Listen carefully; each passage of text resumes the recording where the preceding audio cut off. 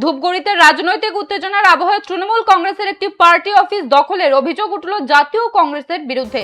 বৃহস্পতিবার কংগ্রেসের নেতা কর্মীরা দীর্ঘদিন বন্ধ থাকা ওই পার্টি অফিসের তালা ভেঙে ভিতরে প্রবেশ করেন এবং অফিসের সামনে থাকা তৃণমূল কংগ্রেসের পতাকা খুলে দেন। পার্টি অফিসের ভিতর থেকে উদ্ধার হয় শতাধিক আধার কার্ড।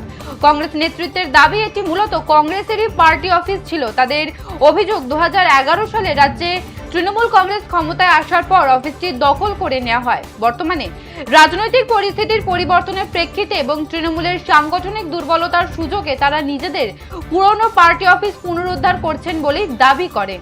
কংগ্রেসের আরও দাবি, পার্টি অফিস খোলার পর শতাধিক আধার কার্ড উদ্ধার করা হয় পার্টি অফিসের ভেতর থেকে। এতগুলো আধার কার্ড পার্টি অফিসের ভেতরে কোথা থেকে এলো তা নিয়ে আধার কার্ডে একাধিক প্রশ্ন তুলছেন কংগ্রেসের নেতার কর্মীরা। ঘটনাকে কেন্দ্র করে এলাকায় চাঞ্চল্যের সৃষ্টি হয়েছে।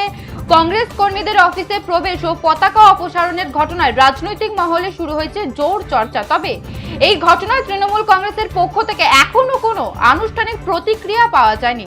প্রশাসনের পক্ষ থেকেও বিষয়টি নিয়ে কোনো মন্তব্য করা হয়নি। ঘটনার জেরে এলাকায় রাজনৈতিক উত্তেজনা ছড়ালেও পরিস্থিতি বর্তমানে নিয়ন্ত্রণে রয়েছে বলে স্থানীয় সূত্রে জানা গেছে।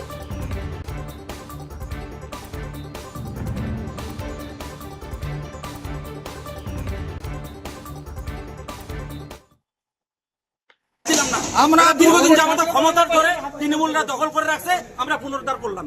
আমরা ধূপগুড়ি ব্লকের 12টা জিপির এবং একটি টাউন পুরসভায় আমরা আমাদের জাতীয় কংগ্রেসের পক্ষ থেকে এখান থেকে আমরা 12 ঘন্টা মানুষের জন্য পরিষেবা দেওয়ার জন্য বিভিন্ন ব্লক থেকে শুরু করে বিডিও অফিস, থানা এবং বিভিন্ন প্রশাসনিক লেভেলে আমাদের জাতীয় কংগ্রেসের দলের পক্ষ থেকে আমরা মানুষকে পরিষেবা দিব।